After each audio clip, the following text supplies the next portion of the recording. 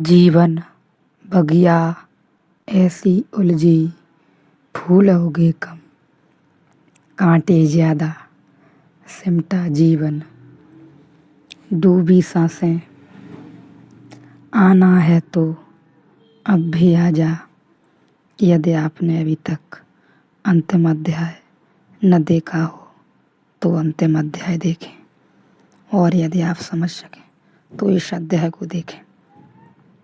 दूसरा प्रश्न, मैं तो लाख यतन कर हारो, अरे हाँ राम रतन धन पायो।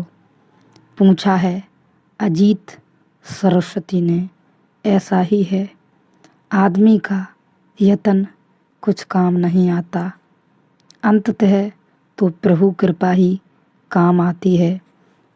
मगर प्रभु कृपा उन्हें मिलती है जो यतन करते हैं। अब जरा झंझट हुई, विरोधाभास हुआ, समझने की कोशिश करना। प्रभु तो उन्हीं मिलता है जो प्रभु कृपा को उपलब्ध होते हैं, लेकिन प्रभु कृपा को वे ही उपलब्ध होते हैं जो अथक प्रयत्न करते हैं। प्रयत्न से प्रभु नहीं मिलता, लेकिन प्रभु कृपा प्रयत्न से मिलती है, फिर प्रभु कृपा से प्रभु मिलता है। तो दुनिया में दो तरह के लोग हैं।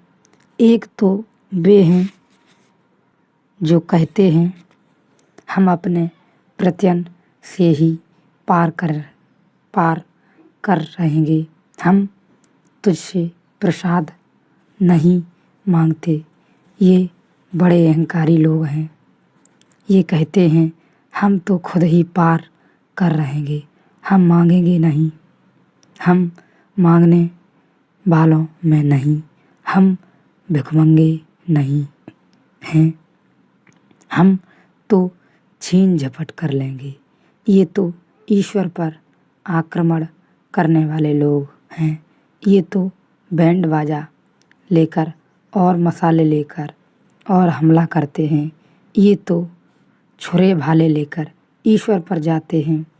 ये तो आक्रामक है, इनको प्रभु कभी नहीं मिलता, और जब इनको नहीं मिलता तो ये कहते हैं प्रभु है ही नहीं, होता तो मिलना चाहिए था।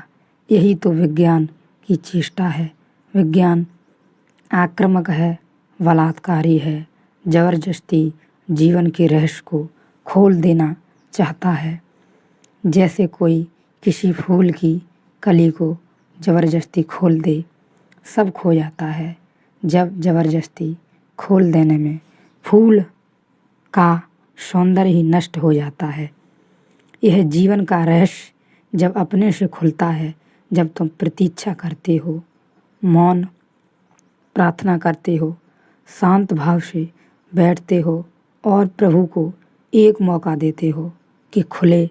तुम जल्दबाजी नहीं करते, तुम आग्रह नहीं करते, तुम कहते नहीं कि बहुत देर हो गई, मैं कितना यत्न कर चुका, अब खुलो।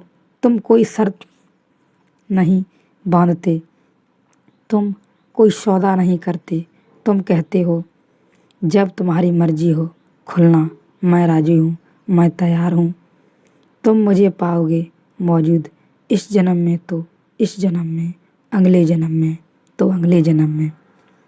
जल्दी मुझे कुछ नहीं है। तो एक तो वे लोग हैं जो आक्रमण करते हैं, वे तो कभी नहीं पाते। फिर दूसरे और अति पर दूसरे लोग हैं, वे कहते हैं जब प्रयत्न से मिलता ही नहीं तो क्या करना, जब मिलेगा मिल जाएगा। वे कुछ करते ही नहीं, वे खाली बैठे रहते हैं, वे प्रतीक्षा तक नहीं करते। वे कहते हैं जब करने से कुछ होता ही नहीं, भाग्य का मामला है, जब होना होगा होगा, जब उसकी कृपा होगी होगी। उसकी बिना आज्ञा के तो पत्ता भी नहीं हिलता। वे कहते हैं ये दोनों ही नासमझ हैं। एक से अति सक्रियता पैदा होती है जो कि रुग्ण और बुखार हो जाती है और विक्षिप्तता हो जाती है, और एक से अति अकर्मण्यता पैदा होती है जिससे सुस्ती और आलस और तमश घिर जाता है। दोनों के मध्य में मार्ग है। प्रयत्न भी करना होगा और प्रसाद भी मांगना होगा। मैं तो लाख यत्न कर हारो मगर जल्दी मत हार जाना। लाख यत्न कर हारना।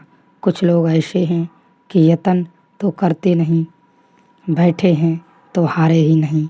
लाख यत्न कर लेना, जो तुम कर सको पूरा कर लेना, मगर अगर तुम्हारे करने से न मिले तो घबरा कर यह मत कहने लगना कि है ही नहीं। वही तो ठीक मौका आ रहा था जब मिलने की घड़ी आ रही थी, उससे चूक मत जाना। जब तुम सब प्रयत्न कर चुके और हार जाओ, हारे को हरिनाम, फिर तुम हरिनाम लेना। उस परम हार में परम विजय फलित होगी। मैं तो लाख यत्न कर हारो, अरे यहाँ राम रतन धन पायो। बस तुम्हारे कि राम रतन धन मिला, इधर हारे उधर मिला, क्योंकि इधर तुम्हारे कि तुम मिटे कि परमात्मा बरसा।